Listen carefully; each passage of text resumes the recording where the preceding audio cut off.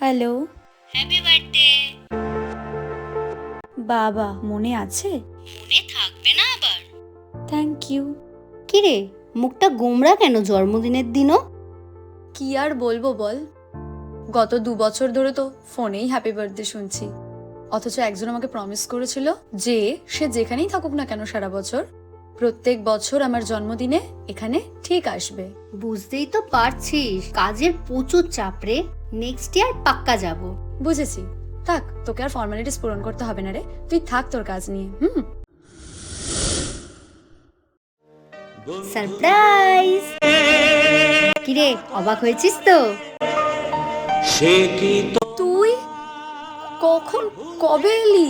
তোর বার্থডে বলে কথা, সব ফেলে চলে এসেছি। অ্যাটলিস্ট এবার তো হাস। আজও আছি ভালোবেসে।